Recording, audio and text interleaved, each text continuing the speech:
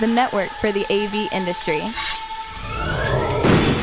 What are you listening to? This is AV. This is AVNation. This is AVNation. This is AVWeek, episode 71, recorded Friday, December 28th, 2012. Babelfish. Ready. AVWeek. Performing. Scan. Week. Online. This is AVWeek.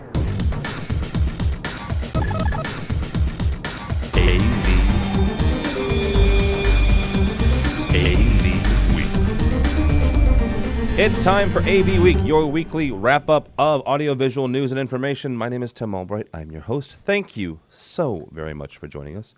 With us this week is Dawn Meade. She is the social media maven guru and all-around marketing goddess for Net-AV. You also know her as AV Dawn. How are you, ma'am? Very good, thanks. By the end of this, you're going to be owning that place, by the way. Also is George Tucker. He is the engineering coordinator for World Stage. He's also at Tucker2s on Twitter, and he has a TypePad account that I always screw up. So how are you, sir? I'm doing great. How are you? I am well. Last week we did the best way to put that is a clip show because it was Christmas. It was Hanukkah. Technically, I think it was almost Kwanzaa as well.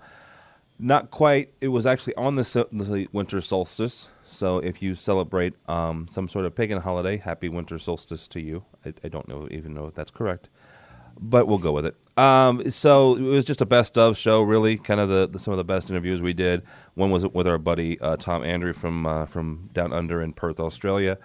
We talked with the guys from Extron a couple times, Chris Netto and a couple other guys. Actually, Miss Dawn, I believe your husband was on one of those. So. I'm sure he'll love listening to that. Tell Harry not only is he the best CTSD I know, but he was also on the best of. So, sure will. So this week was not really. I mean, the one thing about in the media business, in the news business, you kind of accept the fact that between Christmas and New Year's, not a whole lot of stuff goes on. So we did this last year. We'll do it again this year because you know what? If it ain't broke, don't fix it. We're going to go over and do some of the biggest stories of 2012 and then peer into the tea leaves, kind of see what we all think is going to happen in 2013. So we'll go around the horn. I may even, give my own little 2 cents on what I think is going to happen next year. But first, I'm going to pick on George because he was right, sort of, about something that came out wrong. You're right about an awful lot of stuff. Wait, sometimes. Can we get both my ex-wife and my current wife on this one? You almost said one of them will believe it. All right, just for the record, you almost said both my wives. Yes, I know. I used to work for the Mormons, so hey, I get it. My wife loves the Sister Wives show, so you never know. Jeez. All right. Open-minded, fair. My goodness, 2 minutes in and we're already hitting, bigotry. Or not, that's not bigotry. I'm here all week. I'm out of it. All right. So you started out the show last year, this very show, and I said, George, what's going to be the thing for 2012? And one of your things, this is the year of OLED. You said, and Dawn and I said, yay, because we're two of the biggest cheerleaders for OLED. We've been waiting for it since we were children almost. So it kind of came true, sort of, George, didn't it? Almost, kind of, sort of, maybe. Almost, sort of. I'm almost there. Almost there. Yeah, I mean, look, a lot of people are tying OLED TVs, which are coming out more and more, to the 4K or the road to 8K revolution that supposedly is going to happen. UHD, George. I'm sorry, Ultra HD. Ultra. Can we get a reverb on that? Ultra. HD.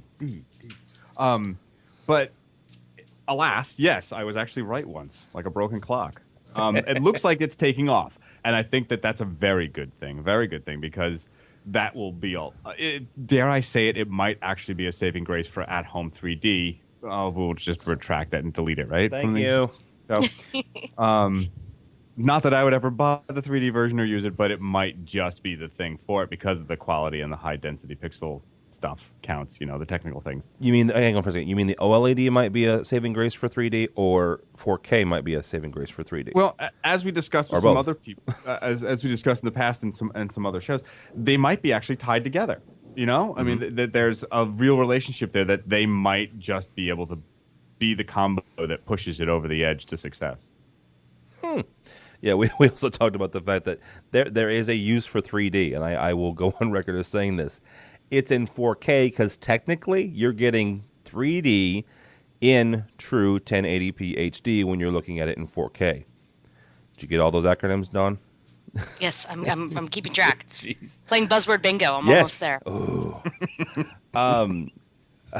Sorry, I flashed back to like Office Space for a second. TCP reports and such.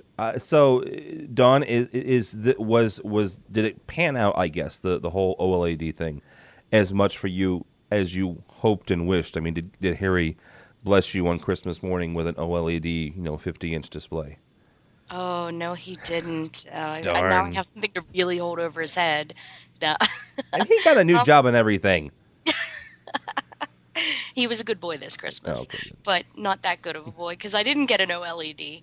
I think it did pan out in the fact that I could have gotten an OLED this year. Okay. And that makes it probably the first year or maybe the second year since we first heard about this magic term OLED, like 12 years ago at this point, that it would be possible. Until now it really hadn't been possible unless you were looking at like the 1-inch square OLED on a camera or a phone or something. So in that regard, it did pan out that some of them exist. They are in the marketplace. We don't have them yet. It's not on my wall like I want it to be.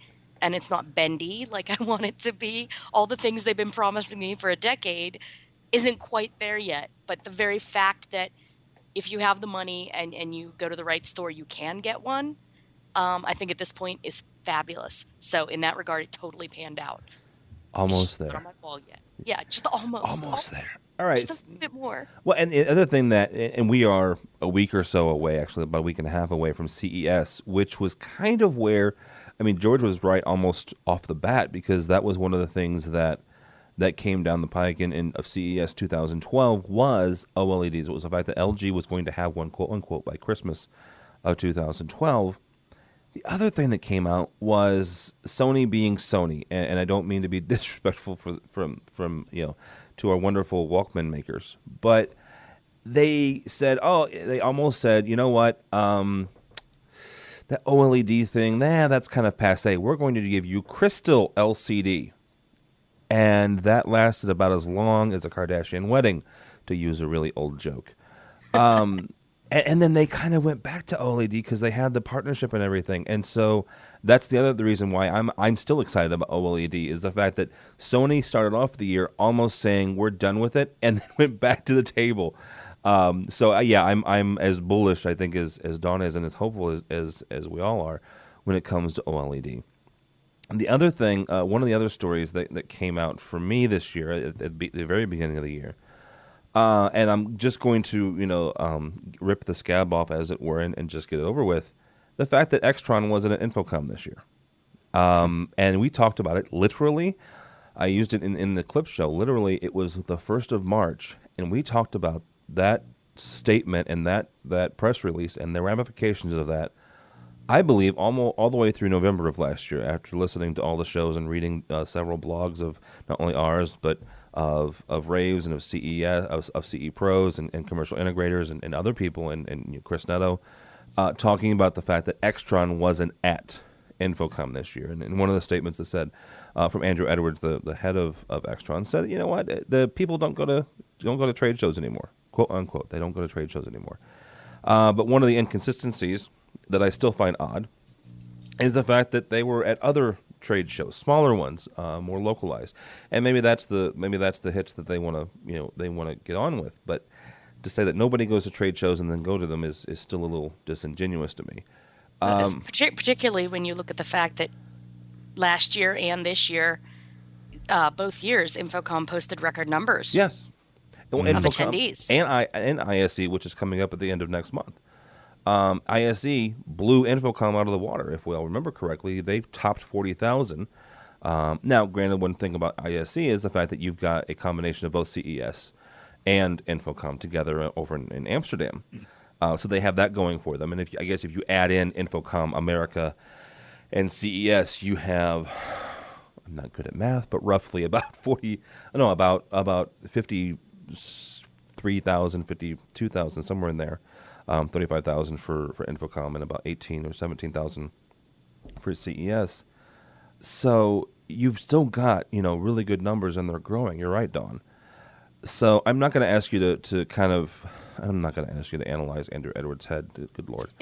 But was this a big story? Was it as big of a story as we and everybody else in the AV media made it out to be? Absolutely. I mean, I don't think you can downplay it when one of basically the big names of our industry. I mean, Sony and Samsung, those guys are like their fingers are in everything. They're beyond our industry. I mean, they're big names in our industry, but they're more than AV. Yeah. But just within the AV industry, one of the biggest companies in our industry just shunned the biggest trade show of the industry. Shunned. That's huge news. And the fact that they've not taken part in a lot of the stuff that our industry does now. I mean, not just the big trade shows, but some of the training opportunities. And, they have their own training stuff going on now and their own way of doing things. And, I mean, that's massive. That's like saying, the car makers are having a massive international car show and Ford or GM isn't going to show up. Like, what? I never thought of it that way, yeah. It's just a ridiculous concept. So I don't think you can downplay the enormity of the story. Now, it's December. I don't think time has quite told the entire story of whether that's a major success on their part or a major bonehead move on their part. And I've heard from people in and outside of that company both that it was a major success and a major bonehead move. Yeah. I think that story will be told in like a year or two or 5. I mean, who knows? But you can't downplay the fact that as a story, massive. George, to Don's point, one thing that Gary Kay, who, let's be honest, is a great marketer, he does really well with that and has been in the industry forever and a day, at one point wrote a blog post that said it was the most intelligent, smartest thing in the world because every week they were releasing something and every week somebody was writing about it. So it was intelligent and smart from a marketing standpoint. But do you think it was not only well received, but was it also smart from Extron's point of view? Or from the industry point of view for Extron to leave InfoComm? Originally I was very against it, and I think I'm having visions of somebody having to wear a scarlet eye on their shirts when they come back or something. But a scarlet E. Yeah, you go. But I don't see the logic in it long term. Yes, more and more companies are not fully vesting themselves in trade shows and things like that, but and doing, say, more dramatic, splashy announcements. But again, I'm not someone who's going to go to their Extron place, even though I'm one of the decision makers and that kind of stuff all the time. I'm going to go to InfoComm, and that's where I'm going to spend a day or at least 2 days often saying, well, Extron wasn't here. Let's see what so-and-so has. Let's see what the other have. Maybe I will go with another company's offerings that does something similar. There's Aurora Multimedia, there's Keypro, there's Digicam. There's all these places that are showing stuff that it may just fit what I need. And I think it's a loss for them. Success or not in the short term, I think the long term will be a problem. Well, something else that I think I've said more than once is the fact that you also, not only do you have the loss of foot traffic and serendipitous discovery, because, let's be honest, not everybody knows about Extron. Not everybody knows about AVWeek. Not everybody knows about, Aurora. And so that's one of the nice things that trade shows do is you have that sort of nice accidental discovery of, oh, hey, who are these guys and what do they do? The other part of that is if you don't bring your people to trade shows, you don't know what everybody else is doing. Yes, you can read press releases, and yes, you can read other people's articles, and you can read the different magazines and see what is not only in the ads, but what are also, in the reviews. But there's nothing like, sicking your engineers on a trade show floor and just telling them to go discover and talk with other people and share ideas. I mean, between AMX and Crestron, these guys are kind of leading the way when it comes to twisted pair, HD over twisted pair for long distances and maintaining content protection. And I'm not trying to be disrespectful to Extron, but they still haven't shipped their stuff en masse. And that's a year and a half ago that they first said, hey, we've got digital over twisted pair. Yay, we can do HDCP.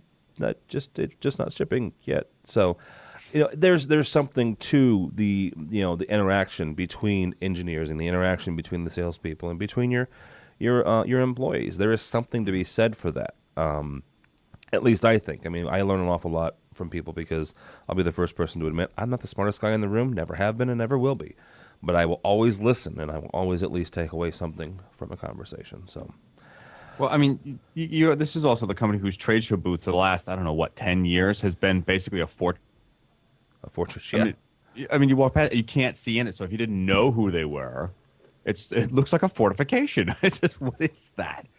I mean, very uninviting in many ways. So I don't know. Again, and maybe it's just a culture thing. I had a buddy of mine call it the castle once. Sorry. I won't give attribution for that statement in any way, shape, or form. I'll just take it on myself. All right. So we've got Extron. We've got the year of OLED. George, what was one or two other, startling stories or oh my goodness, this happened this year? There was lots going on, but is any of it really? I mean, you know what? I want to talk about Nest in particular because so many people, including CNET and other tech-savvy type magazines, have really focused in on them. This thing has done really, really well. Even the professional high-end AV installer guys are kind of thrilled with this thing. Now they don't have a profit model for them in their installation base yet that I know of. But even when you know that CNET is looking at it and saying, "Hey, Sony and Control 4 are also working on something similar to Nest, and Nest is there." Then Nest is the home automation, and they're seeing Nest as the gateway to the mass sevens. And it's a very interesting dichotomy there. A very cheap, simple system to be the actual gateway. Cheap is relative. Because well, I mean, it's inexpensive. I don't want to say it's cheap because that differs, badly made or something. No. It doesn't differ that. It differs that, I knew how much, or I remember how much came out of my bank account when I went and bought one. It wasn't cheap. Yeah, but I did buy one. I did, just for full, disclosure. I bought one. I bought it at Lowe's. It was neat. It was neat. Still is. I think it's a cool thing. Let me ask you this though: do you think some of that, because you've got guys like CNET and the other tech, the tech journalists, the fact that these guys came out of the Apple culture, is there some maybe mystique surrounding them? There was some of that, Steve Jobs magic that rubbed off on them, and that's why people are excited? Or do you think they're genuinely thrilled about the product? Well, I think, yes, part of the reality distortion field is still there, definitely. But it's sexy. It's neat. Mm-hmm. I think just like the Apple Trojan horse, as it were, I mean, how many years ago were you saying, oh, Apple put out a media player? Yeah. That has nothing to do. It's not quality. It's not the future. It's just a little oddity. They did this Apple TV thing in the 80s and no one bought it either. And we were all saying this. A lot of people were saying it. And look how the ecosystem has come to take over the industry. And they're gunning for the industry, I think, personally. They really do think that this is the future. It's the smart home that everybody's always talked about. Apple's got the in. And I think this is the same sort of Trojan horse. Well, we're just going to control stuff. It's just your heat and air conditioning. But then what else can it control in your house? What else are you going to expand it out to? The one nice thing about the Nest is and this comes from a guy who I know nothing about HVAC systems. I barely, well, let's just put it this way. I flunked my CTS-D, so let's start there. I have a CTS, just not the D. It was simple to put in. It's wireless, so there's no, I didn't have to run a Cat 5 to it and do an RJ45. So all of that was very simple, and I can definitely see the Trojan horse aspect to it. Dawn, what was one or two stories this year that either knocked your socks off or, oh my gosh, I can't believe you're forgetting this? Well, I will get to that, but to George's point, I think the story is bigger than just Nests. And the reason I say that is I was fortunate this year. I was picked to be part of the InfoComm 100 and went with 99 other alleged thought leaders. Is it really 100? There's about 100 people there, sometimes a few more with the sponsors and InfoComm staff that come, but it's a fairly intimate group of about 100 people for the 2 days that we're there. And the topic this year was building automation, smart building technology. And Nest is just one little area of it. If you look at some of the bigger control companies, one of the questions since the 100 and that I asked all the control companies that would come and try to sell us their equipment, do you talk BACnet? BACnet being the building automation control protocol standard that's used with, I guess Johnson Controls uses BACnet, and I'm not even sure who else uses it because that's not my wheelhouse. I'm an AV person. But more and more, the IT world and the automation world, the facilities world, the AV world, we're all coming together, and we can't be in a siloed existence. We're going to have, eventually, to steal from Tolkien, one ring to rule them all. And the question that was brought up at the InfoComm 100 and that all of us as AV professionals need to consider is, who's going to wield that ring? Is it going to be the IT guy? Is it going to be the facilities guy? Is it going to be the AV guy? Why couldn't it be the AV guy? Or the AV guy in collaboration with the IT guy? So these are questions that gained a lot of traction in 2012, particularly with the Nest getting so popular and with more and more companies working in IT and also working in BACnet protocols and things like that. That it's going to be something your smart integrators over the next year or next 5 years, next 10 years needs to be aware of and needs to start considering.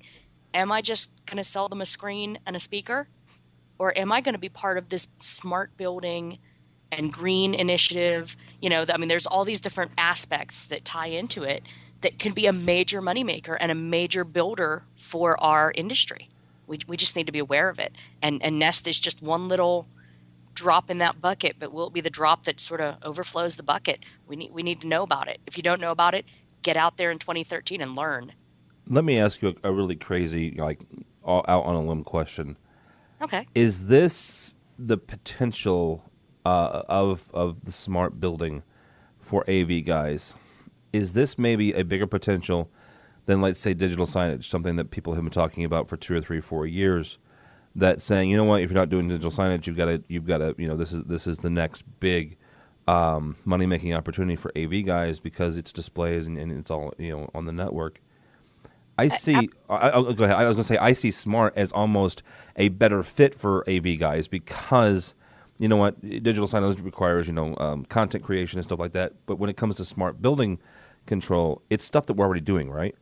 Yes, absolutely. And that's what I was going to say is, the people that were saying that digital signage is where AV is going, they missed the mark. I mean, and that, just to be honest, it's just a bunch of TV screens. It's really in the content creation, the marketing aspect, the graphics companies, the production companies. Those are the people making money off of digital signage. It's not the AV guy because we just sell them TVs. Yeah. You know what I mean? With smart buildings, though, and this is something that they brought up again and again at the InfoComm 100, is this is such a plum opportunity for AV companies because it is all stuff we're already doing.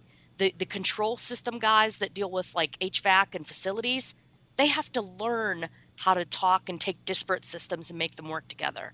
The IT guys that are used to working in IT, they have to learn how to bring disparate systems together. What do AV people do? We come in and we look at this system and this system, and we're already doing it. We're doing what everybody else is quickly trying to learn in this burgeoning, huge opportunity. We're already doing it. And if we can figure out how to do it on a slightly larger scale, include your HVAC, include your environmental controls, include your IT stuff to a point, once we get all that figured out, man, we already own this. You know what I'm saying? It made so much sense at the 100. And even the people that were at the 100 that weren't AV people, and there were facilities people there were people from Johnson's Control, some of those other companies were there. Even they were like, my God, you people have this. This is you just don't know it. Well, that's the thing is you've got, and George mentioned Nest and the fact that it's kind of all, it's It's pretty. It is inexpensive, not cheap, but it is inexpensive. And so you've got companies like Sonus. You also have companies like AMX. So you have both ends of the spectrum. But you're right, Dawn. That is what we're already doing, as both residential and commercial guys and gals in AV. We make these. We are, what was it? The Babel fish in The Hitchhiker's Guide to the Galaxy. You put the fish inside the ear and you can talk to anybody, right? Right. That's AV guys. We're Babel fish. Yeah. And the thing is, I mean, and we talked about this at the 100. Realistically, we're still the little unknown quantity. I mean, IT has a seat at the table, in facilities has a seat at the table, and AV is usually an afterthought. So realistically, it's not going to be just suddenly AV guys ruling the universe. No. But we can still do it. You just have to know enough to partner with the IT guy or the facilities guy and say, look, I'm already doing this. I'll be your resource for this smart building. And it's way. Oh, I mean, go ahead. we're not going to be the lead, we're going to be a sub. We're not going to be the lead contractor on this project necessarily, in the greater scope of things. But the opportunity it represents, and if you put yourself out there and learn it and become an expert at it and just partner with the right people, man, this is where our industry can just really blossom. And that adds on to the fact that a lot of the stuff that we used to put in as installers depended upon everything from the flat panel installs to the networking for the content is going away. I mean, with Amazon and Hulu and the simple TVs and the boxies, some of that stuff that we used to be the bread and butter, the add-ons to what we did at installs, they're just off-the-shelf stuff now that we're not really making a profit on. It's just I'll do that too, sure, for the price. Yeah, because I want your business and I want to do this install. The HVAC and smart home control is where it's all going. It's where we can still utilize the tools and the trades that we have. Right. All right, Dawn. So, in addition to smart buildings, what was another story that maybe it wasn't as big, but maybe kind of knocked your socks off, or was a big story for 2012? I would say that, and everybody says this, it is what it is, but this is when the year when BYOD and mobile just exploded, and it's going to continue to do so. And it's changing already the way we do business. We have to start being aware of, again, over the past 2 months, we've had a lot of vendors coming into our integrator company, showing us their new stuff and talking about building our business for 2013 and so forth. And several of the control companies, both Extron and AMX, and at least one of the other smaller control companies have been in the past 2 months. And all of them said the same things. And we're making the thing that you can use your own phone, or you can use your own tablet, or you can use your own, the buzzwords in the IT world, BYOD, bring your own device, and the mobile revolution and everything. But it really is here. It really is here. The manufacturers are aware of it. They're making their products that they can ID certain phones or certain tablets, and if they have the right authorization, let them onto the control network automatically or whatever. These things are happening. It's starting to change how we're doing business, and it's going to continue to do so as it becomes more entrenched. So it's been overplayed in the media with IT, but BYOD and mobile, that's the biggest story, I think. Even bigger than the building technology, I think. One of the things that we have an education show as well called EdTech that we talk a lot about BYOD, because in the world of education, you have all of these professors, and that's one of the things that has driven it in the education market.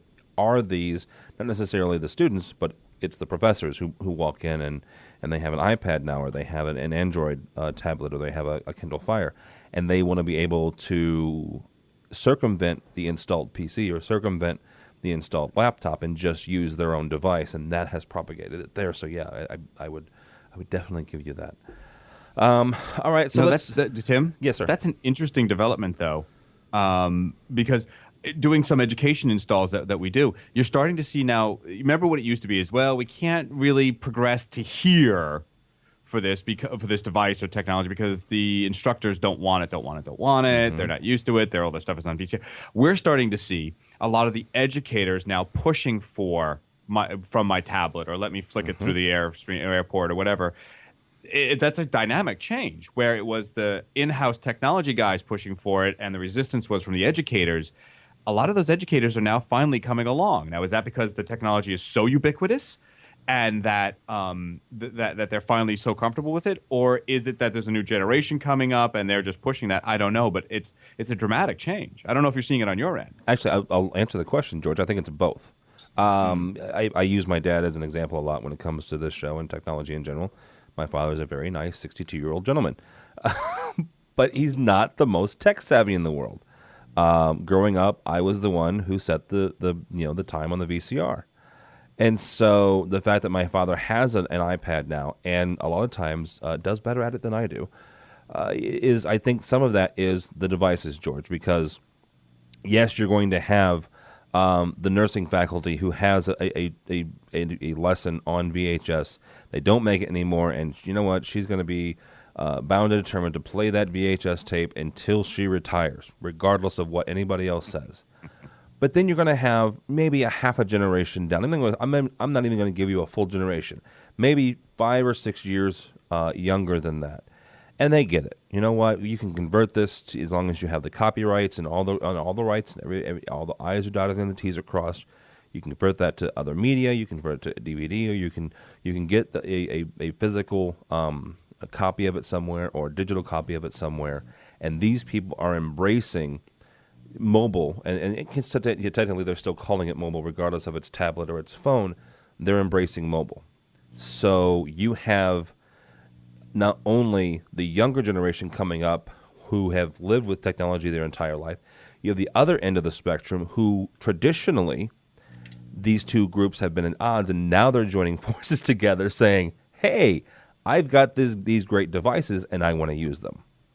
So in the past, people, the stalwarts and the ensconced, older faculty members who were typically the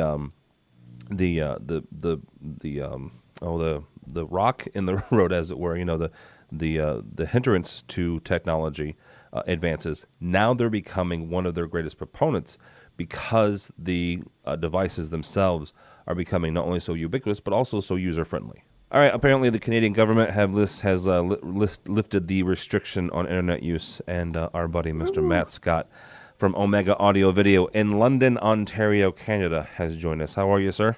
I'm doing great, guys. Thanks for having me. Thanks for waiting for me. Our government, they're so picky these days. They are. Friday afternoons between noon and 3, you can use the internet, but they're socialists. It happens. It's not a real socialist country. It's but kind of. You have the Queen. Yeah, but she's not really. And you know what? She took a ding, from me because she shot her Christmas message in 3D. Yeah. You didn't watch it in 3D? Timothy, I'm hurt. I do not have a 3D device on purpose. I haven't yet watched it myself. So anything. We 2D, 3D, videocast, nothing. Viewmaster. Beta. We've been talking about. We got this brand new for Christmas. It's awesome. You got a beta? Beta Max. Well, that is I don't know if awesome. you guys have heard of it, but it is high def. The Queen sent it over to us. It's hot. Via mail, like snail mail. Now, I'll send it. Matt. Yes, ma'am. Matt, you're not fooling anyone. Everyone knows Canada's 20 years behind us, not 30. Well, I know. I'm sorry. So they have laser discs. And we got high 8. High For 8 Christmas, and laser I discs. opened a high 8. Oh my gosh. Woo! That camcorder, I can put it on my shoulder and stuff. We are going to be shooting some amazing broadcasts with it. Yeah, and it's only 20 pounds. It's only 20 pounds. All right, Mr. Scott. Matt was like 20 years ago. So I'm hurt. I was almost 9. Shut up. My birthday's in 2 days, man. I was almost 9. And I 20 years ago. And I just had my 20th class reunion for high school. So, moving on. We're talking the year of 2012. We haven't gotten to 2013 yet. So far, we've said it's the year of OLED. Extron not being at InfoComm, which was a fun conversation. The year of Nest, and the next big market for AV, which is smart buildings. Dawn went to the InfoComm 100, and not only was that the talk there, but that really does make a whole lot of sense when it comes to the Nest and other ubiquitous controls. Guys like you and George and Dawn and guys who actually work for a living, apart from me, who actually do this. Like you teach. I teach. I teach and I install, classroom stuff. I know.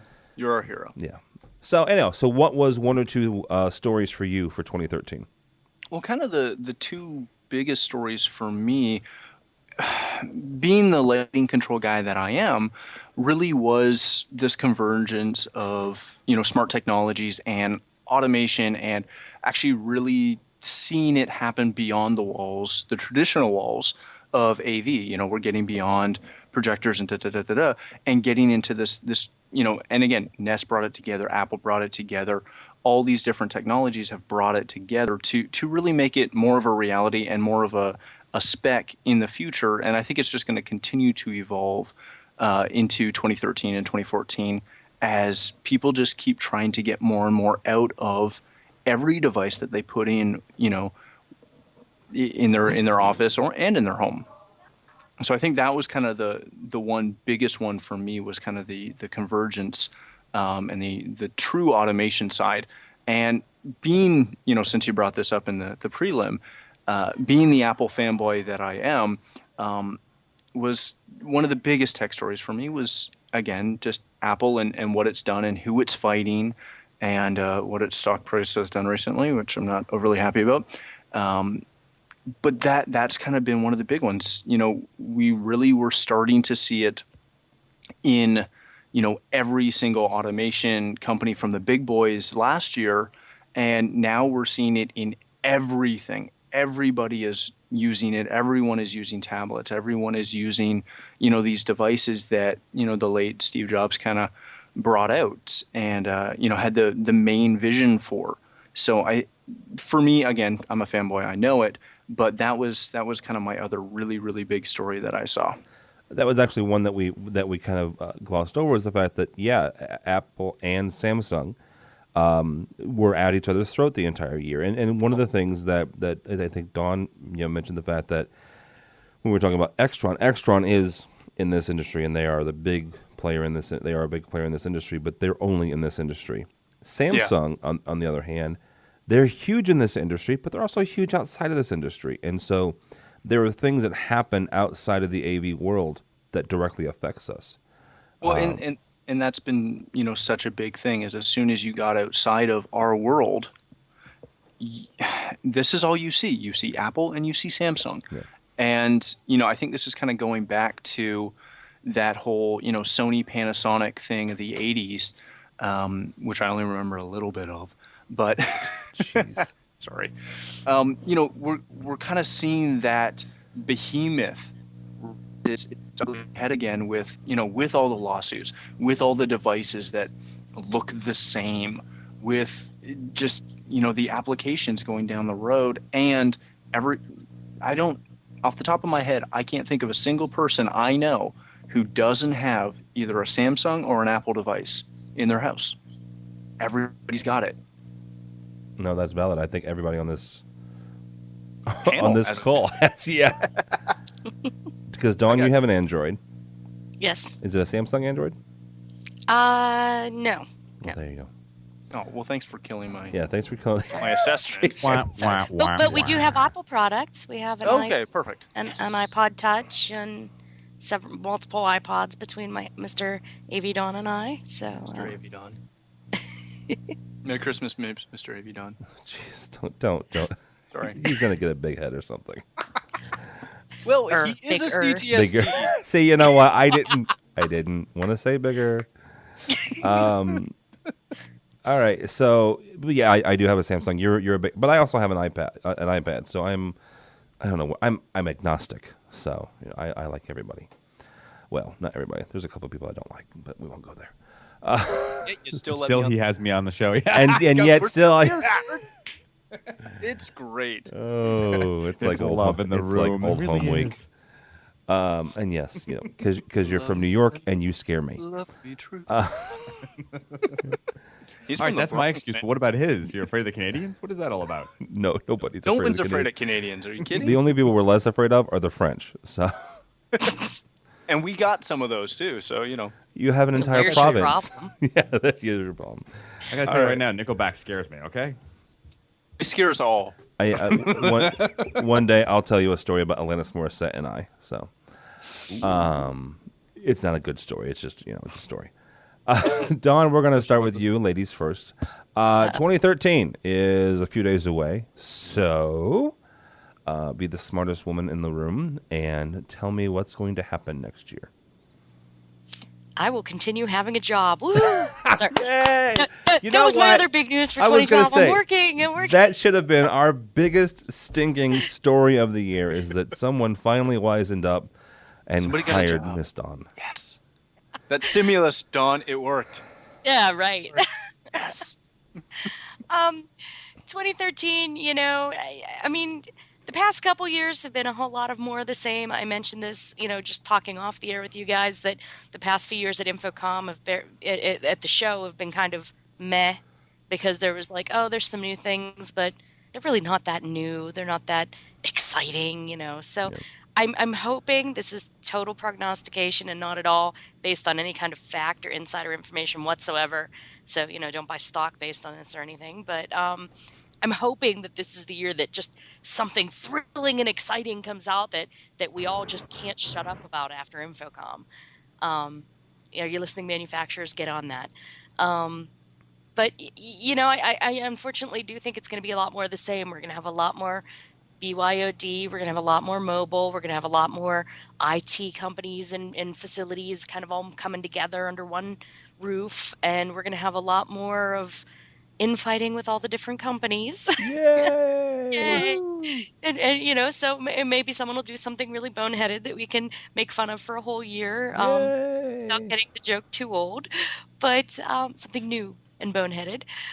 But, I mean, I just see 2013 as being like, we've got some traction. We're moving. We're doing work. We're recovering as an industry faster than the overall economic recovery based on the InfoComm economic reports. So it's just going to be more of the same. Let's keep the train moving and keep business coming and keep growing as an industry. And whether that means moving into the mobile devices, or whether it means moving into the smart buildings or whatever, but I think it's just going to be a good year to keep working.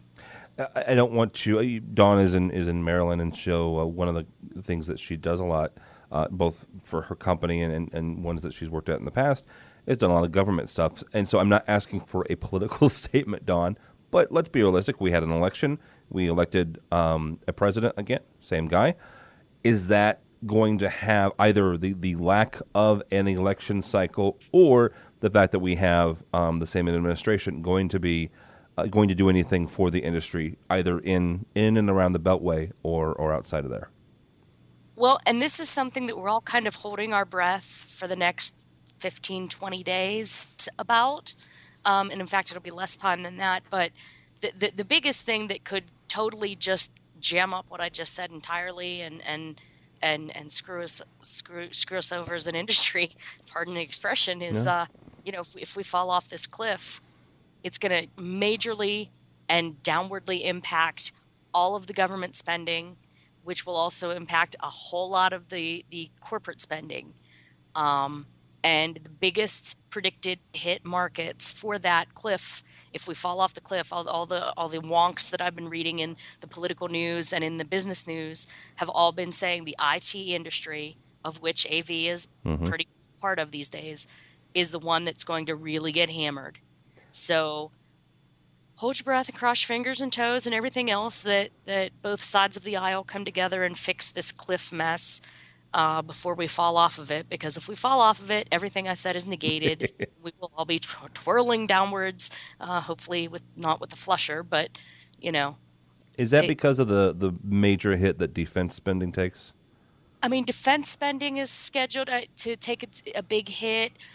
There are a lot of payroll and business taxes that are going to either be raised or going to be impacted somehow, that small businesses are going to be at a disadvantage. Big companies are going to be at a massive disadvantage. I mean, I've been reading just plain out business journal type news and, Wall Street Journal and U.S. News, and a lot of I get these Smart Brief. I'm not sure if you're familiar with Smart Brief. Mm-hmm. They send out a bunch of basically they're an aggregator, and they send out aggregate news stories. And I don't even know, Forbes and just all the major players have been talking just over the past 2 weeks that if the fiscal cliff happens, IT's hosed. And all the IT papers are like, please fix this, because our business is going to be really hurting.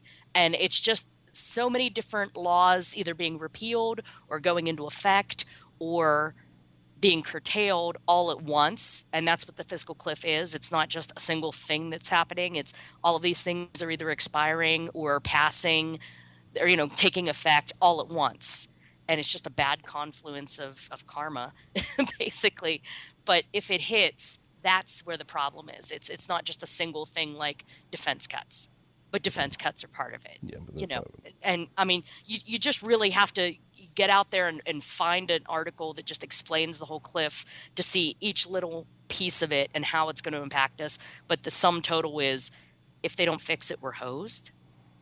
And I don't want that to happen. So no, I don't think anyone does. Being hosed would be bad. And that would be bad. All right, Mr. Tucker, give me one or two things, because you were pretty close last year when you said this was the year of OLED. So give me another one for 2013. I got two for you that I've been thinking a lot about. One is the old TV model will finally start to show its signs of weakness and actually start to fade away. By that I mean the Hulus, the content direct to you through Netflix and Boxy and the rest will be spurred on, and it'll be the economics of the situation that says, hey, I don't want to have to buy the cable boxes and everything be encrypted and the local cable channels being encrypted as well. Will spur people to go, I want the content when I want it, and I don't want to have to see all the a la carte, the non-a la carte stuff. I think that's a huge thing that's going to move forward, where even made for web and made for direct distribution movies are the fastest and biggest growing part of Hollywood and the content creation marketplace. And the second is the 3D printing maker bot type stuff is going to show itself to be very useful by the end of next year. And I think we'll actually see products being presented retail at things like Dream Vendor or through your like Pirate Bay and the rest that provide you with the printing materials and plans to print them out as objects. I can see enclosures for touchscreens and light fixtures and lighting covers and stuff like that being very popular and direct to sale. And if you're correct, I see even more people jumping on the DMCA wagon and saying, hey, protect my copyright, because he just downloaded and printed off a Pro 2 from Extron. So I'm somewhat kidding, but I'm not really, because if they start printing stuff, people will start going, hey, that's, you just printed off, a 1975 Buick. Well, I think that sounds like that Johnny Cash song, Johnny right? Cash. Yeah, 65, 67, 68, 69, 74, 75. Oh, jeez. Automobile. Piece by piece. I love that song. But just for the record, that was the first time Johnny Cash has ever been mentioned on this show. But go ahead. I don't know if that's true, but I can play it right now. Thank you. That being said, I think we're about 5 or 6 years away from even simple circuit boards being printed on these printers in a way that's mass producible. Maybe I'm not up on the stuff, and someone from our DIY show will correct me when they hear this. But I think we're very close that this is the cusp. With the pop-up stores this Christmas from several 3D printers in major areas, especially New York and others, you're going to see a huge uptick in, I don't need to buy and make it.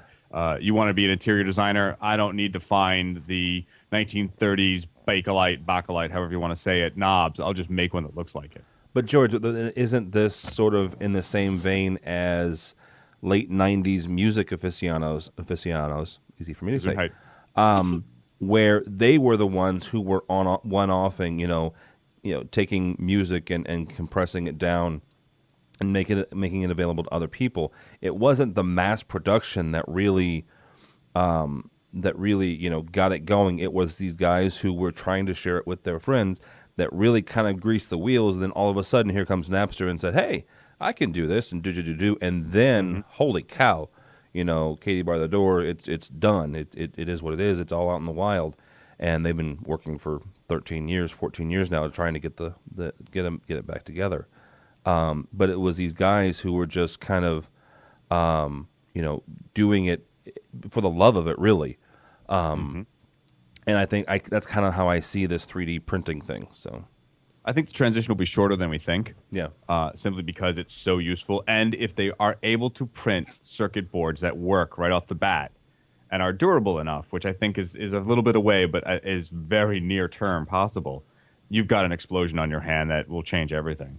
Well, George, I got to agree with you. The thing I'm seeing with the 3D printing that gets me so excited about it, and that is really going to just transform how it's used, is not even in the guys replicating scale modelers and, hopefully a Pro 2, which would be really cool. But it's the guys that are going to be able to have a concept and build it the next day. And, it's something where in the, early years of trying to get an idea off the ground, you conceptualize it, you'd get an idea, and then you'd have to go find money to send this off and get a prototype of it so that you could then go to, whoever it is, Home Depot or Walmart or whatever you're trying to do to sell that product.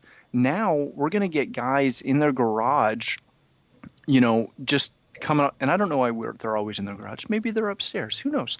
But no, anyways, it's the garage. It's usually the garage. But, you're going to get a guy or two guys or three guys are going to come together and they're going to have this concept, and within honestly a matter of hours they're going to be able to have a working prototype. And granted, this will really get there as soon as just as you said, George, they're able to produce durable chipsets and boards. But even without that, the fact that you're able to go from conception to working prototype in a matter of hours with very minimal investment is where we're really going to see this stuff take off. You're going to start having so many, smaller little manufacturers that are going to pop up with useful products and, really just great things that are going to be so low cost and so easy to obtain and mass produce that, again, it's just like when, Facebook and Twitter started and they just instantly took off and had, multi-million followers and et cetera. You're going to see that now for manufacturing because it's going to be such a faster timeline. And as soon as they get motherboards, it's going to be just absolutely ridiculous because, again, you'll design it, you'll conceptualize it, and it'll be out the door. And you'll instantly, you'll show up at CES and be like, boom, here it is. We're done. Boom. Yeah, boom. Boom. That just happened. That just happened. Good night. Unless you're in Canada, then it will take twice as long. Well, exchange rate and, currency and stuff. Yeah, it is what it is. It's the burden I bear. It is. All right. Well, since we're talking to you, Mr. Scott, where do you see 2013 taking us beyond the 3D printing? Well, do you want the Canadian side or the world, the Give global? me the world. The world. Yeah, because George, again, your cable box and Roku was awesome, but we're not going to Roku. Sorry. Roku. Sorry, Sorry. my bad. It rocks, though. It does rock. It does rock. Unless you live in Canada, then it just kind of sucks. Well, then it rocks. Yeah, it doesn't even rock. It's like it rolls. Anne Marie. Anne Marie. Oh, wow. Really? That even hurts me. Wow. Sorry. I'm gonna mute myself. 2013. I really see an expansion of, as I talked about from 2012, I see a big expansion of the whole interconnectivity. We're just going to continue to see more and more people that, especially in the corporate world and whatnot, are needing us as AV integrators to integrate anything and everything they can think of. And, we're going to see less and less strict guidelines as far as what devices are going to be allowed in that corporate setting. I think we're really going to see, just as Don kind of touched on, that whole bring your own device thing is going to really explode like crazy. In my personal opinion, we're going to see that, and in turn, that's really going to make our life much, much harder. Because you're going to have to, as you're designing whatever system you're designing, you're really going to have to look at how you're using it and how your clients are going to use it. It's not going to be the one size fits all that we've used as a business model for so many years. I know even in residential, we're seeing that dramatically. One of the other big things that I kind of see is the expansion of some of the LED stuff. Not necessarily in displays and stuff like that, but as far as lighting cues completely down the road. It's something where, yes, we're getting a boatload of stuff from all of our good friends in China that doesn't really work and is very, very hard to deal with from a control standpoint. But we're also starting to see some local manufacturers and some local companies that are doing some just absolutely crazy things. And I think that's one thing that we're really going to finally get away from, seeing boardrooms and facilities with just rows and rows of T8s everywhere. We're actually going to start to see people utilizing LED properly and, again, allowing us to control it really, really well. So that's kind of my two main things. And hopefully in Canada, we'll see some slight lift on the proverbial jail and dungeon in which we are allowed to consume media because it's garbage. Do you want me to tell you what happened at the end of MASH? No, I've seen that. Okay. No, hey, you know what? It premiered like 2 weeks ago. Okay, there you go. So I can't wait for After MASH. Oh, yes, you can. Oh my gosh, that was horrible. What? After MASH was god awful. I mean, and I watched first runs of I was a huge MASH fan. Well, I'm really excited because I hear that there's this great new show called West Wing that's starting. There is. Yeah, Wow. yeah, I'm really excited. I think it's supposed to debut like next spring or something for us. It's gonna be great. Wait till you see Leave It to Beaver. You'll be What? bowled over. Blown away. Oh my gosh. Blown away. That sounds like a great show. I can't wait to watch it. It's not an actual beaver. I'm just. There's I not. know that's It's the not national animal of your country. It's not a nature show, no. That's what I was thinking. I was like, this is perfect. We'll see it build dams and flap its tail. Oh, priceless. You know what, Don? Appearances from Auntie Moose. Here's the sad thing. In Canada, it really was a real beaver. All right, here's my own 2013, and kind of going off of Matt and a little bit of Don's.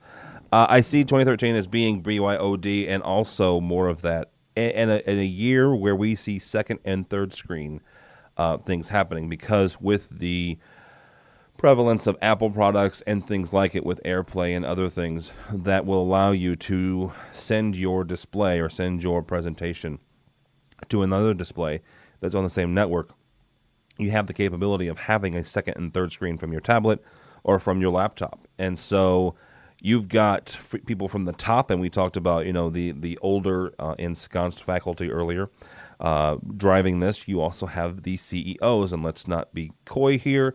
If the CEO wants something, 9 times out of 10, he's going to get it. And so he's going to be at home with his teenagers saying, hey, isn't my iPad cool? And in the back of his head, he's going, why can't I do this in the office? And bada bing, bada boom, he can. So that's why I see this being a third screen year, because of BYOD and things like AirPlay. And the other thing is a resolution war, or a resolution, walkabout. Let's use our buddy Tom Andrews from Australia's term, a walkabout, because George mentioned we did a show earlier on 4K for the guys over at CE Pro, which should be on their website here in the next week or so. And we learned an awful lot. It was one of the things was you've got this 4K thing now, and it's called it's referred to as UHD, Ultra HD. And you've got, whether you're looking at 4K in 3D, which is in essence, double 1080p, or you're talking about, where the content's coming from, or resolution size or screen size and this, that, and the other. 4K is here, as it were, and it's going to be continue to be driven not only by residential but also by the consumers, more so than 3D ever was. Yes, the content issue is going to be there, and yes, how we're getting it to people is going to be there. But the fact that you have people like YouTube already geared up, you can download 4K content. You can't stream it yet, but you can. If somebody uploads something in 4K on YouTube, you can download it. That right there is pretty freaking cool. And I could be wrong on this. It's something that 3D never really had, was that web interface, was that web content, which, in my opinion, and back to George's point, I think that this is also the year that the old model for television, as we've all known it and as we've all grown up with it, will start to crumble. I'm not saying it's going away today or tomorrow, next year even. I'm not even going to give it a date. Because for the foreseeable future, you're still going to have live TV. You're still going to have people out in the outer reaches, especially in the good old United States, where people are still working with dial-up in the outer reaches of places like Wyoming and Nebraska. But for the major metropolitan cities, I'm sorry to say that our good old buddies, the broadcasters, are going to start losing market share pretty quickly. And so you've got all of these things kind of working together to bring about the next evolution of the internet, which we love because that's how we get our show out. But it's also how other people are able to get their ideas and get their content to people. You don't need a stick anymore. A couple of years ago, NAB, which is the National Association of Broadcasters, in their magazine, they wrote a piece called "Does It Matter What Your Call Sign Is?" Because in the age of HD and digital and cable and this, that, and the other, the fact that you call yourself Channel 5 or you call yourself, this, that, and the other, it doesn't make a bit of difference. In St. Louis, Channel 5 is our NBC affiliate. Well, Channel 5 is technically what it is on the Charter channel. If you have Dish, it's something different. If you have DirecTV, it's something different. If you want the digital version or the HD version, it's something completely different. And so the moniker is going to have to change as we all move to the internet as our main pipe and as our main stick. And if you don't know what stick is in the world of broadcast, a stick is your transmitter tower. So that's my 2013 2 cents, kids. Anybody have any wrapping up, any final comments for 2012? Nobody? It was a good year. It was an okay I year. thought it was a pretty good year. I had a good time. George? It's all right. It's all right. I will say this. 2012 had about 4 that I can think off the top of my head apocalypses scheduled, and we survived them all, including And I didn't get a single T-shirt. Yeah. Jeez. I have some photos we took back at the Rapture in May when, allegedly we were all floating up to heaven. I forgot about that one. We had several other ones since then, including the recent Mayan one. And knock on wood, so far we're all okay. So 2013, bring it, because we all survived 2012. Well, those science, was it Scientific American or one of those journals said that there are scientists who now say they have mathematical proof that this is really a simulation. So who knows? Oh my! So we are all in the Matrix. See, all those years of playing Sim City and you destroyed it at will. Does that mean I can fly now? Don't Yes. try it. I'm sorry. Well, yeah, no, dude, totally go for it. Just make sure you're using your Delta card first. My Delta card.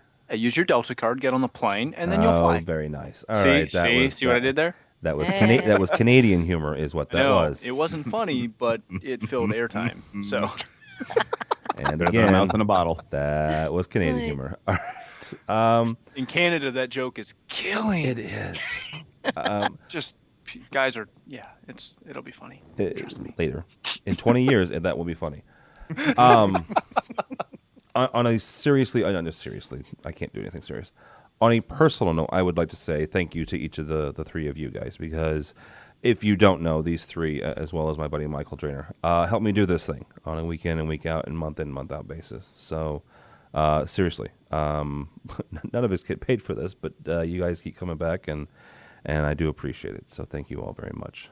You have made 2012 a very nice. It's been very nice. So thank you guys very much. And thanks for putting up with us. It's a labor You of Dawn love, man. in a heartbeat. The other 2, well, Yeah, but see, look at it this way. At least now you can say you quasi have a Canadian friend. I do. His name's Brock McGinnis, and he's very. Boom. That's Set up, cool. door closed. I could have used Adrian Boyd, but he's technically in the U.S. now. Yeah, he doesn't count. So just like No, you know no. what? Brock said you don't count as a Canadian. You still technically live there. So he goes, "Where is it? London, Ontario? Yeah, that don't count." Yeah, they don't count. All Well, right. that's because Brock's from the great city/country of Toronto, where everyone who lives in Toronto lives in Canada. Everybody else is just kind of there. Oh, jeez. Wow. Is that kind of like Chicago and Illinois? Well, yeah, it's like Chicago, Illinois, or like, George, correct me if I'm wrong, but New York. New York. Yeah. Most people in New York, they're like, hold on, you're from where? Is that in the States? I'm from Rochester. Or is that in Brooklyn? Yeah. If that's in Brooklyn, yeah, okay. But what? Wyoming? I think once you get past the Ohio border, people will start saying that. But always. Did I say that out loud? I'm sorry. Is this thing on, George? Hello? Is this thing on? One, two, three. Two. Yes. Oh, I'll get back to my old audio days. Check one. To your thing about the AV Nation, this is a labor of love, and I really appreciate working with all of you guys, even the Canadians, and it's a labor of love, and we love doing it. And those of you who are listening, we'd love to hear what you have to say. We love your comments, and we love your story ideas, and we want your voice on this the show as well, radio and podcast. Oh, call it a radio. It makes me feel better. Yeah. Okay. There you go. It's got warm tubes. It's hum for a while, yeah. But we do. Reality, seriously, guys, we do want you on. We would do this anyway. Yeah. I mean, honestly, the 4 or 5, 6 of us, whoever guests we bring on, we would just get online and chat amongst ourselves anyhow. But the fact that people out there actually listen, that's makes me warm and fuzzy. So, thanks. Yes. Thanks for listening. We appreciate you. We do. We absolutely do. And if you have friends that are not listening, if your coworkers are not listening, they should be. Run them down and harass them. Skippy. Yeah, one thing I will say, I've been reading Dawn beat me to her master's, but I'm in the process of doing my master's, and I'm doing it I'm doing a critical study on a particular blog, and one of the books I'm reading is by Rebecca Blood, called the Weblog Handbook, and one of the things that she said in there, and I'm really digressing here, and I apologize, is and this is written in 2000, 2001, so understand some of the context, because she calls it a weblog still.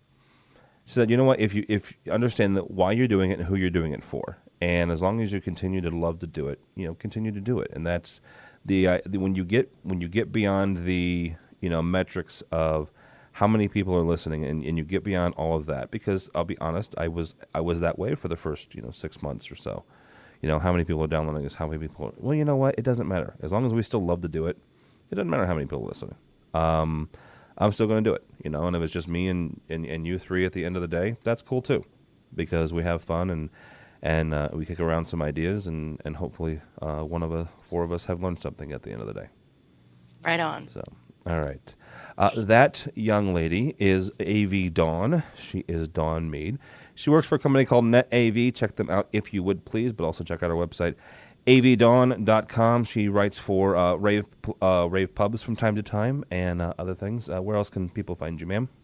I'm on Twitter at AVDawn, and I'm in Maryland. So if you're ever near D.C., come see us. Just not right now. It's snowing there. So. Well, yeah.